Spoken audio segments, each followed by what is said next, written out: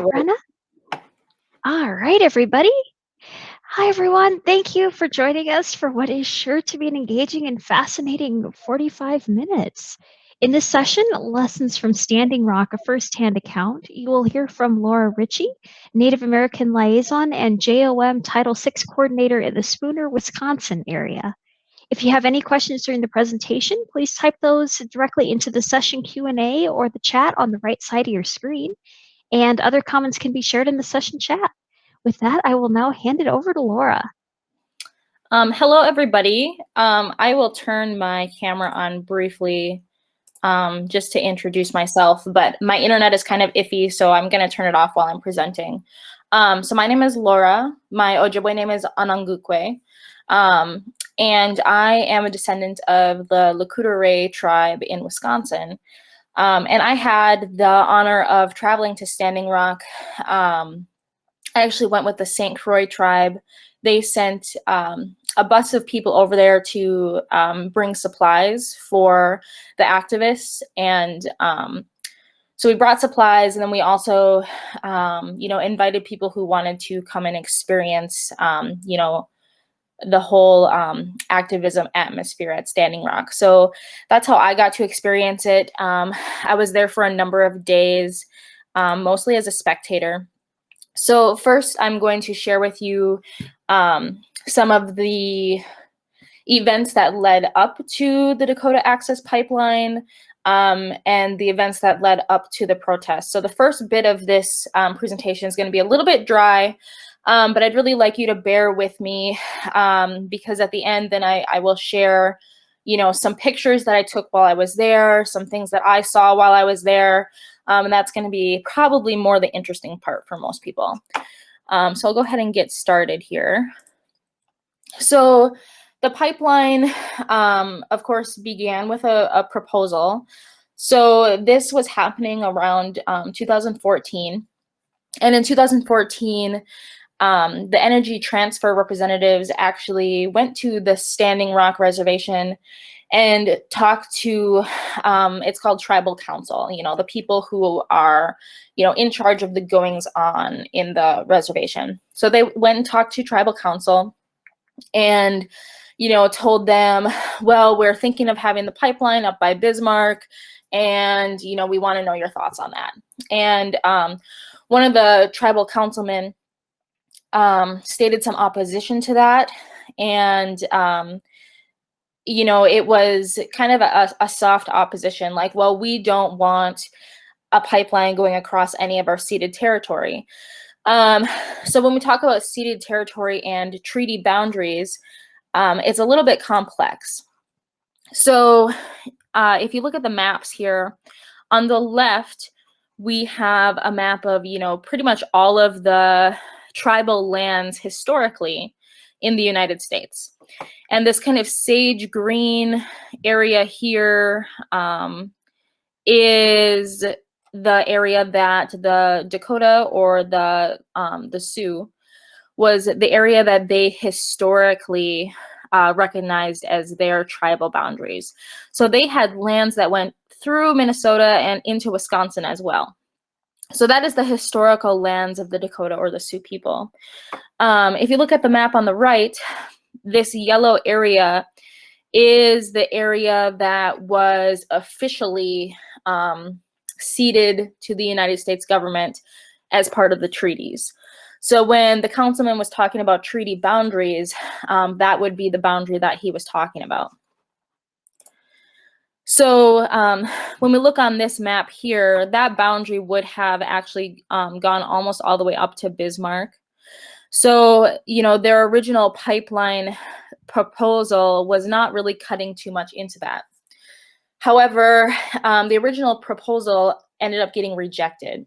So this is where the problems really started to arise. The original route got rejected because they were concerned that if the pipeline were to leak or malfunction, then the water flowing into Bismarck would be compromised, would be polluted. And they didn't want, the residential areas, the wetlands, and also the agricultural, that water was an agricultural resource as well. So they didn't want that to be damaged. coming into Bismarck. So they decided to move the pipeline, and they moved the pipeline, the proposed pipeline route, to this thick purple line here. That represents where the pipeline ended up going. And then down here at the bottom, you can see this is the Standing Rock Tribe Reservation. So it went literally 1/2 mile upriver from the Standing Rock Reservation. So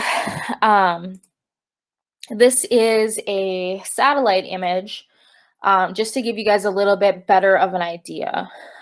So when I'm talking about, the Sacred Stone Camp and Oseti-Sakowin, this is kind of what that looks like. So down here is, reservation land. So this is people's homes. This is people's livelihoods.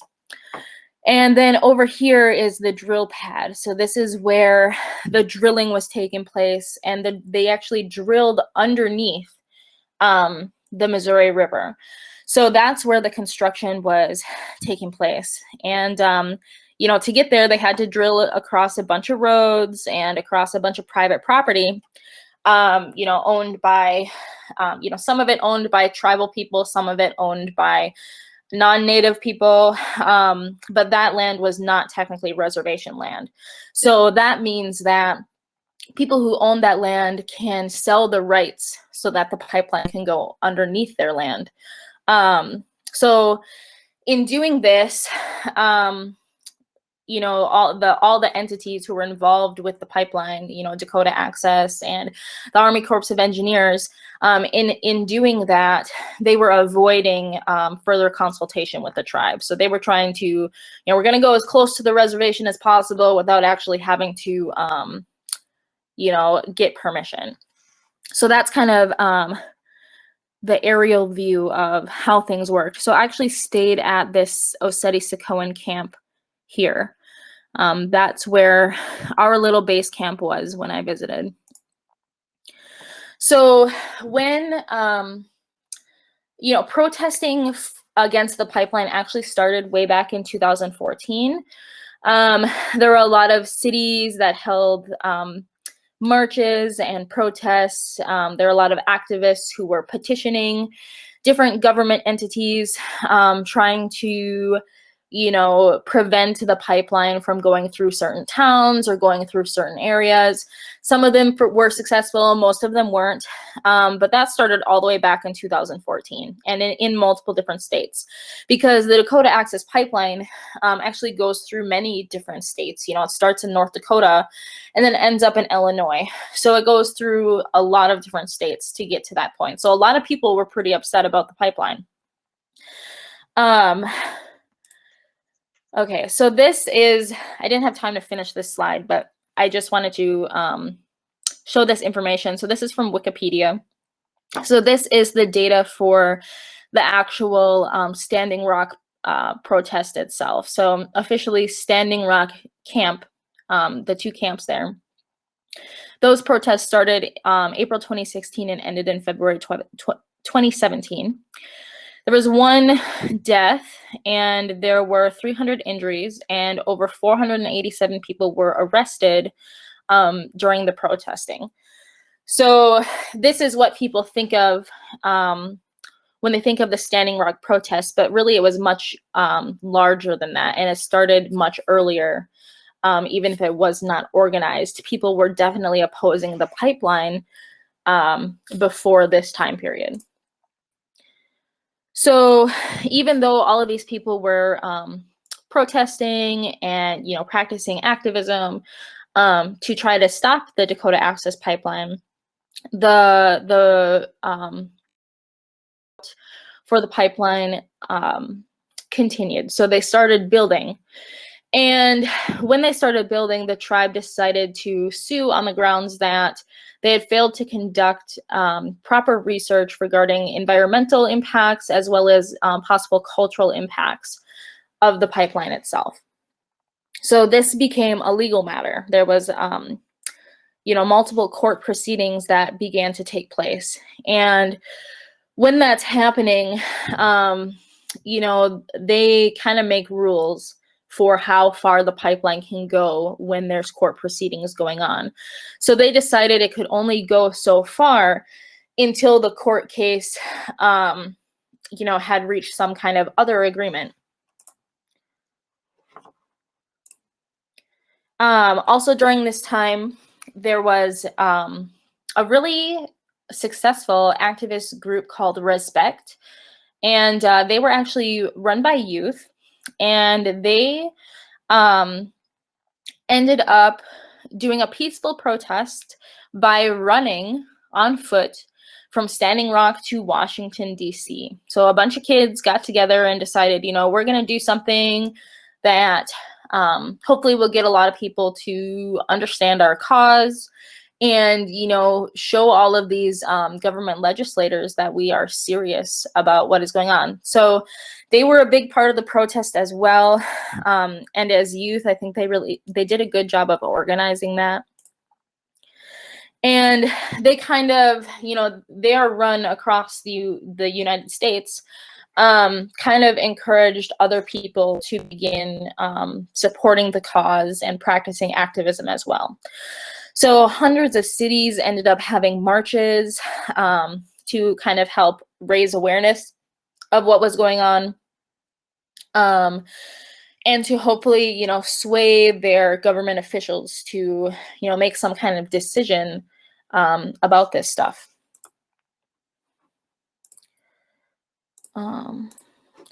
So, like I was saying, when the court proceedings are going on, they would only allow the pipeline to proceed to a certain point until all of the proceedings were over. So the important thing to note about this map is that all of this gray area here, this is historically Sioux or Dakota territory. So when the councilman said, oh, well, we really don't want, this pipeline to cross onto, our historical ceded treaty lands, this is what he was talking about. And as you can see, that pipeline did end up crossing those lands, and that's why the court proceeding began to take place. So this little red mark here was supposed to be the limit for what was to be done while that court proceeding was happening. And on September 3rd, despite what had been agreed upon, the Dakota Access Pipeline continued.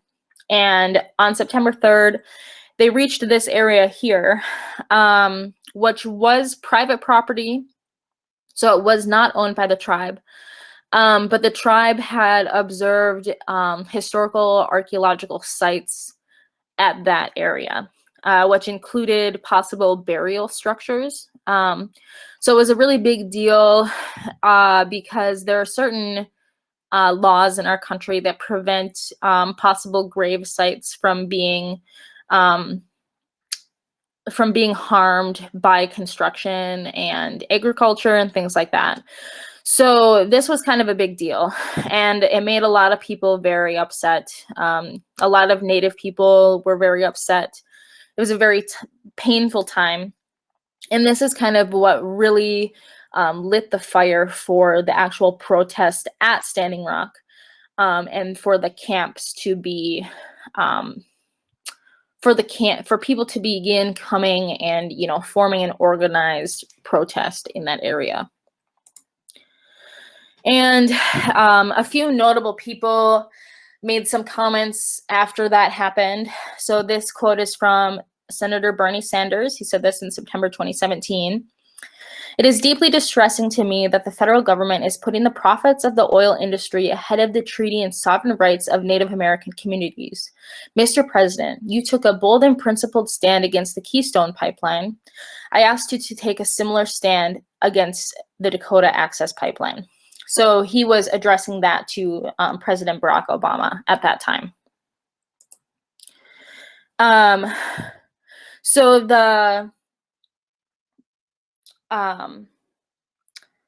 So Reverend Jesse Jackson, he is also another notable figure. So this is something that he said about the pipeline too: the ripest case of environmental racism I have seen in a long time. So when we talk about environmental racism, that means that because certain communities, people of color, indigenous communities, because they are systematically oppressed, they are also subject to environmental racism on their lands, especially relating to Native American people.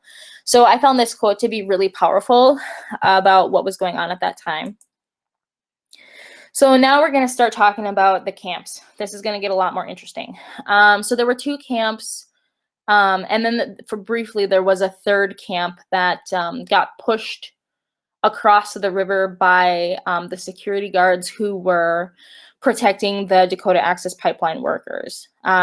So there were 3 camps originally, but they kind of merged into 2 different camps at a certain point.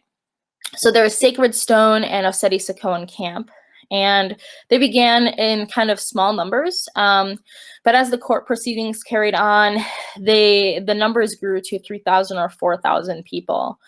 And when the small groups were there, they would do things like go over to where the pipeline was being drilled and, chain themselves to the bulldozers, or, stand with their arms linked across the road to prevent, equipment from being driven into the work site and things like that. So it was mostly peaceful. And there were several instances where, the Dakota Access Pipeline, they had their own private security guards. So there was some violence that took place between protesters and those security guards multiple times. And that's kind of what pushed that 3rd camp back across the river. So here is some of my experience at Standing Rock. So the picture on the left is what I saw when we first pulled up in the bus. So we drove from Hurdle, Wisconsin, which is, a little bit over by Spooner. We drove from there all the way to Standing Rock Reservation. And it was in the end of November. And we actually had to drive through a snowstorm to get there. So we ended up having to stop the bus on the side of the road because it was a really, really bad snowstorm. People were in the ditch. It was horrible. So it actually took us longer to get there than it was supposed to. So we ended up being able to spend less time at Standing Rock because of the snowstorm.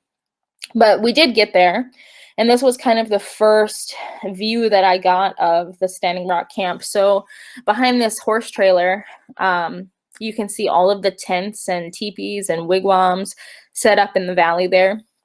So we came up to the top of the hill so that they could place us in one of the 2 camps. So they have a big long list of, what groups are there at what times. And how many numbers of peoples are in each group.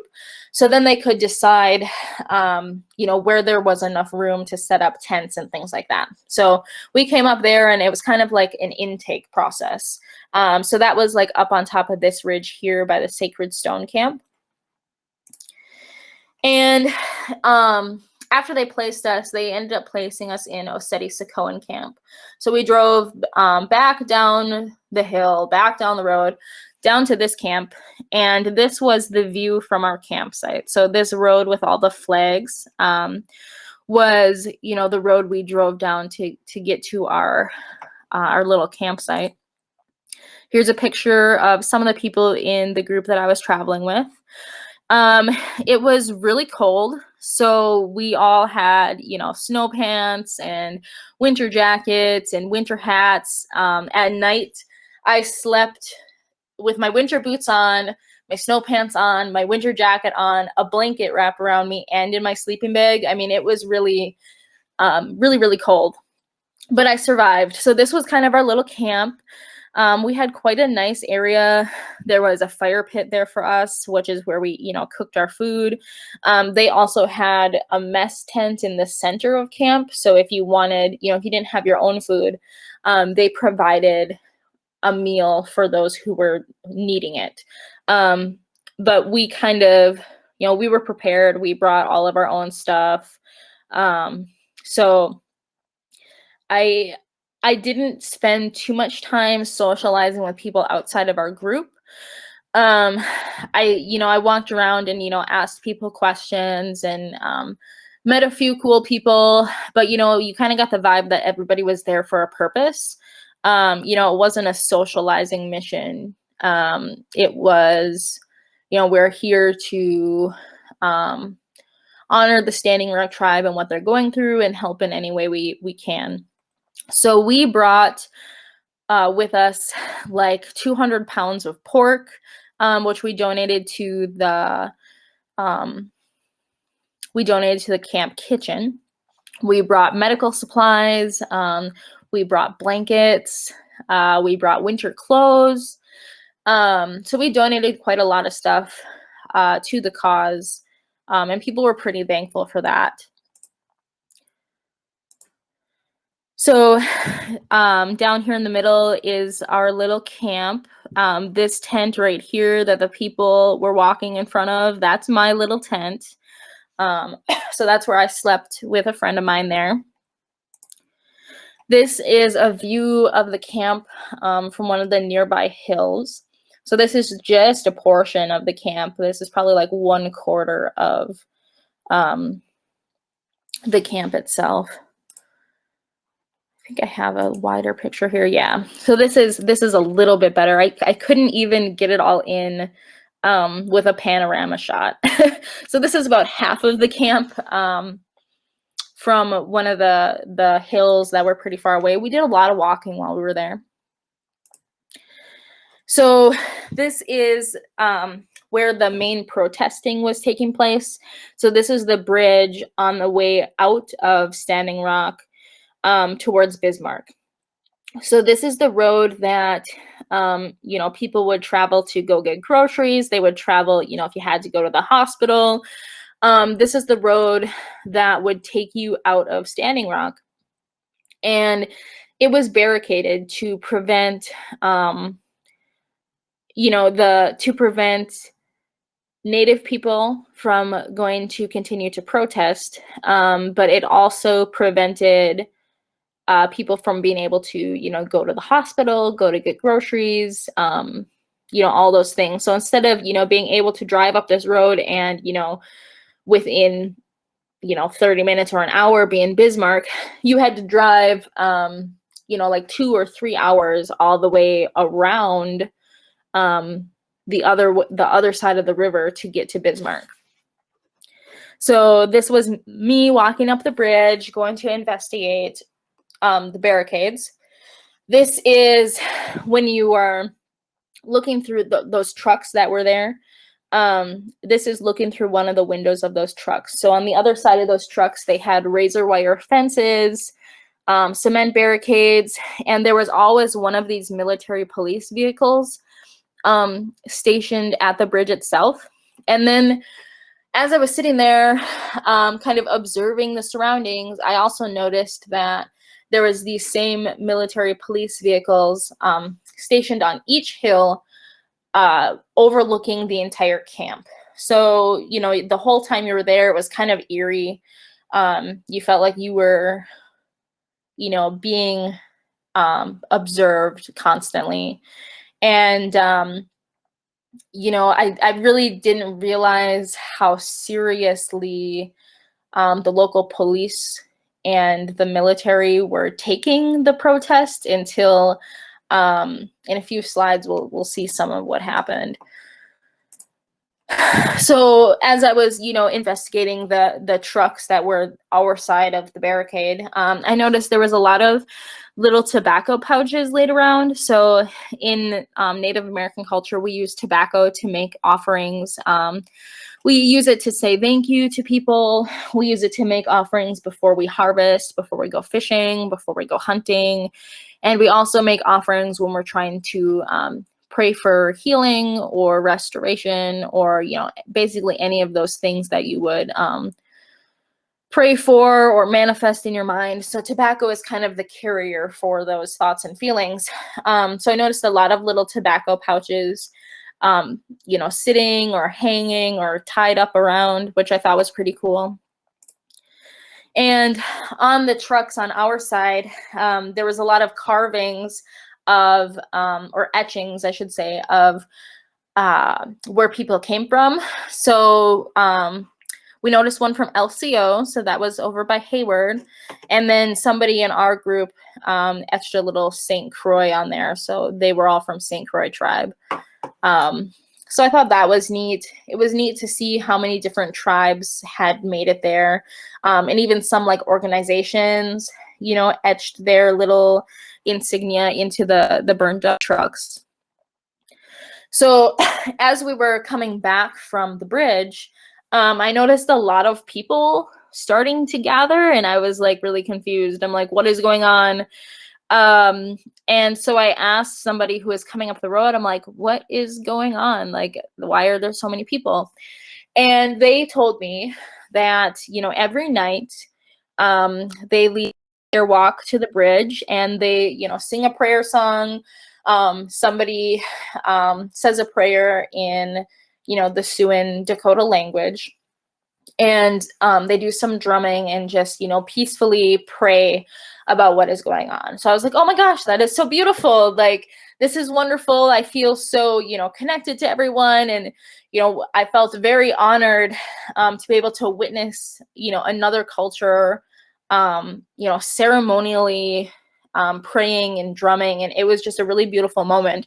So as these people are coming up the road, there's more people gathering. People, you know, were riding on horseback up the hills. It was very like organic and beautiful to witness. And at the front of the procession, there was this red truck, and in the back of the truck there was a large drum. So in most Native cultures, the big drum is used for ceremonial purposes. So there was a big drum in the back of the truck and several singers who were sitting around it in the bed of the truck. And as people, you know, came to the bridge, I noticed that there was a couple police cars that drove down this hill over here and stopped at the bridge. And I was like, oh, I guess, you know, we're gathering in a medium-sized group of people. You know, they're probably nervous and whatever. So I'm like, okay, you know, there's two cops. And nobody really walked onto the bridge. They made sure to stay on, for lack of a better way to put it, they tended to stay on our side of the bridge. And I thought that was really interesting. So then I asked somebody about it, and they told me if too many people go on the bridge, that the cops would come out and they would, you know, push people back to our side of the bridge. And I just thought that was really, you know, I felt like we were being very peaceful, and I was like, it was just kind of surreal, to put it one way. It was very surreal, you know, the experience of like this tension, like people were going there to pray, but there was this tension about it, which, you know, having gone to a lot of Native American ceremonies, there's, you know, it's usually joyful and beautiful and inspiring. And as they approached the bridge, that kind of vibe just kind of dissipated into this like nervous tension. Like you could feel it. And as the drumming and the singing started, more and more cop cars started to come down the hill. And it was just like really bizarre. You just felt really weird about it. And, you know, there's this beautiful singing and drumming happening and people are praying. And then there's, you know, this large presence on the other side of the bridge. And this is what ended up, this isn't the last photo I took, but the other ones didn't end up very well. So this is this is the best photo I was able to take to show kind of, here's where all of the activists were around the drum.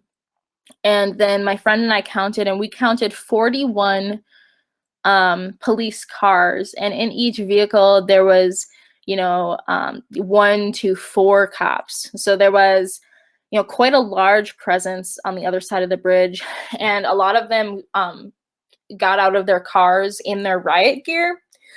So it was like there was a lot of tension just like watching that happen, as these activists are all just praying on the other side of the bridge. And eventually, the prayer itself lasted for about 20 minutes, and then people began to head back down towards camp. And I kind of stayed up on that hill to kind of see how long the cops hung around for. And they stayed for, probably a good 20 minutes after we, the majority of people went back to camp. So it was just interesting. It felt weird to me how much police presence was there for something so simple. So when we went back down to camp, it was almost dark, so we went to bed that night. And the next morning I woke up and I decided to take a stroll around camp. So this is kind of some of the stuff that you saw around the Standing Rock camp itself. They had, counseling services, they had medic tents, they had, yoga services. I mean, it was like a little town. You could go and get yourself taken care of. There were donation boxes around, so like people would drop off books and you could pick up a book. Very much a sense of community. Here is the medic area. So there was like 4 med tents set up, and there were, medical professionals there all the time, which I thought was really reassuring, when you have such a large group of people in one area. They had these signs up all over the place. So to remind people what we were all there for, so we are protectors, we are peaceful and prayerful, et cetera, et cetera. So I really liked that as far as like constant reminders of what we're here for. As I kind of walked around, I ended up walking around like the whole camp. And as I walked around, I noticed like there was all kinds of like animals, like people's pets running around. Like there was little puppies and horses, just like this horse was just wandering around like somebody's horse. There was a lot of horses there, which I thought was really cool because I'm a horse person. So like some of them were just, out and about. And I actually watched some guy come out of his camper and like call for his horse, and his horse came running up. I'm like, how cool, I just thought it was neat that, some people kind of moved their whole lives to Standing Rock. And it was just really inspiring. Here are some of the displays that were up around. There was a lot of flags representing all of the different countries and different tribal nations, and then some that were just artistic. More flags.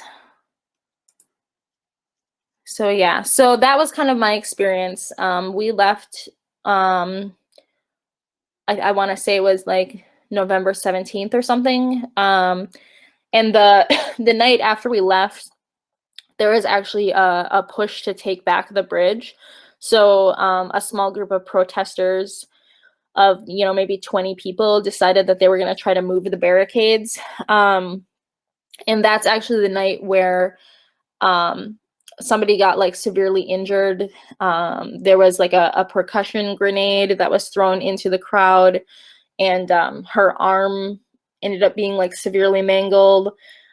People were sprayed with water cannons and tear gas, and like that was one of the points in the protest where things actually got pretty violent, and it's things made the news in that way. And it was really surreal because we were on the bus back to Wisconsin, and I'm getting all of these text messages from these people I met, like, look at what's happening, be glad that you left when you did, all of this kind of stuff. So it was like, I felt really positive. After going there, I felt like, oh my gosh, like what a community, and they're really fighting the good fight or whatever. And then that night after we left, and that whole, the violence broke out, it was really, disheartening. I mean, like, there were people in my group who were crying, just out of sympathy for, what people were going through. And so that kind of changed the tone of what was going on at Standing Rock. And, not like there wasn't violent incidences before that. But, a lot of people actually got hurt, types of injuries that they're going to live with for their whole life. And so that was kind of the end of November. So in December, President Obama denied the easement for construction under the Missouri River. So where they had been drilling, that executive order stopped that in December. So things, got better. People felt very successful. But in January 24th, 2017, when Donald Trump became president, he signed an executive order allowing the construction to proceed. So that was like one of the first things he did in office. And so it was really, there was this large amount of hope. And then all of a sudden, we lost that. So the pipeline did end up getting constructed. But I do think Standing Rock showed people that it's possible to really fight for something. At least that is how I felt after being there. And it is possible to fight for something peacefully. But even if you do, bad things can happen. So I really enjoyed my time there personally, and felt like we did some good. So I think I have a little bit left to answer some questions. Absolutely. Yeah, so Elise Ruiz said, how many tribes do you know that came in total? Also, are the protests still happening? So I don't know actually how many tribes were there in total. I know there's something like 500 different tribes in the United States. And when I was there, there was a lot of people there. So I would imagine quite a few tribes did turn up for the protests. And also, are the protests still happening? So there are still protests going on, not for the Dakota Access Pipeline because that's done. But right now there is line 3, which is going through, kind of in our area. So people in northern Minnesota and northern Wisconsin are protesting line 3 right now. So there are a lot of tribal nations who are kind of hopping on board with that. But I do also think like some people feel that after Standing Rock, it can feel kind of pointless because there's so much legislation that goes into all these decisions and so much money involved. So, we can show our opposition and show solidarity to those who oppose those things. But it's often hard to, be an activist and then, see things still continue. So I think some people were kind of disheartened after Standing Rock. What are your tips to peacefully protest under hostile circumstances? So my personal feeling is that if you are in danger of harm, you should probably leave. The images and videos I saw after I left, I wasn't even there, but just the videos and images and the dialogue, people talking about what was happening, it is not worth having, permanent damage to your body. So if things get violent, leave. I've been at other protests, more recently, not for pipeline issues, and that is how I deal with it. If things get hostile, I check myself out, because, I stand in solidarity, but it is not worth being harmed. So, ways to be peaceful, instead of using your voice, you make signs, because when people start yelling, you know, things get out of hand quickly. And, if you're at a protest where there's people protesting what you are there for, don't let them get to you. Because that's when, people will be yelling things at you, and you just can't give them that satisfaction of having a reaction back. So I'm really into, protesting with signs, giving to charities who support activists and things like that. Are there ways that we can get involved? So I know that if you want to get involved in pipeline protests, just do a Google search for like Line 3, and you will find, activist groups where you can donate to, you can send supplies to.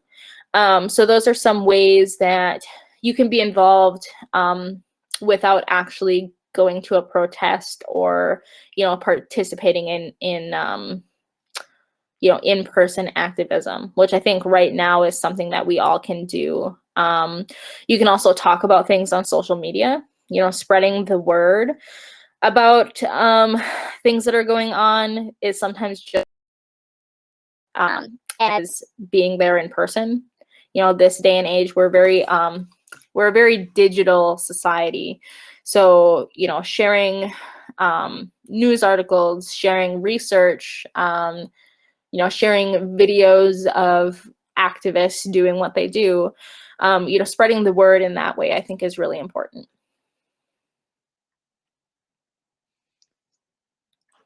Absolutely. And Eliana asked, do you still think about it much to this day? And if so, then what do you remember the most?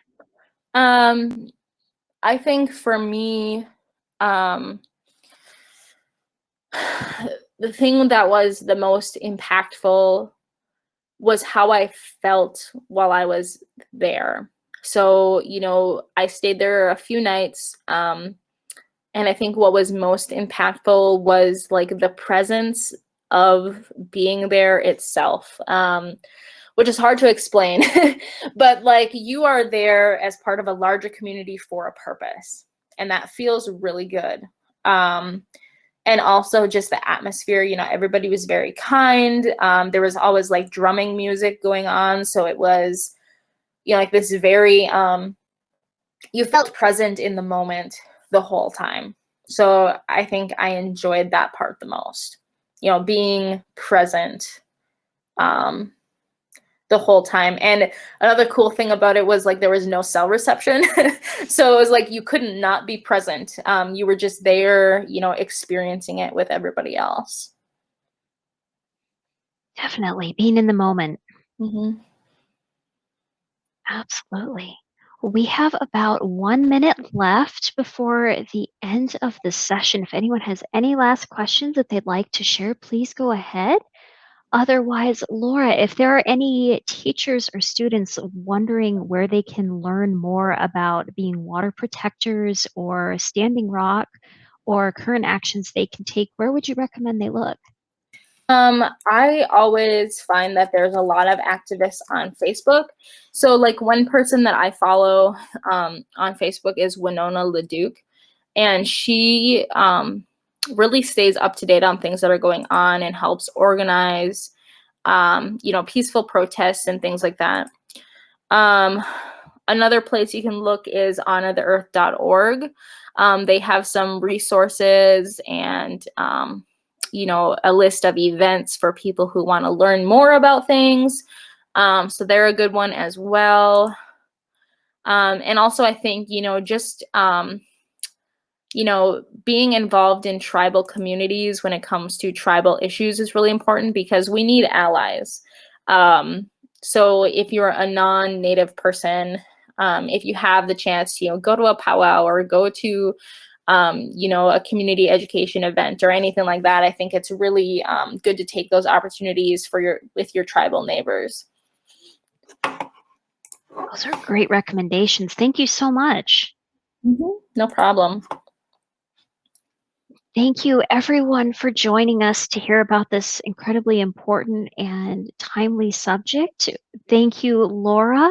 We are so grateful to you for sharing your words and your insights with us today. And everyone, please take a moment to say hi to the exhibitors in our expo area. You have about 10 minutes before our final session of the day, which is our conservation career panel. Thank you all for tuning in to learn about the importance of protecting water and the environment and the experiences at Standing Rock.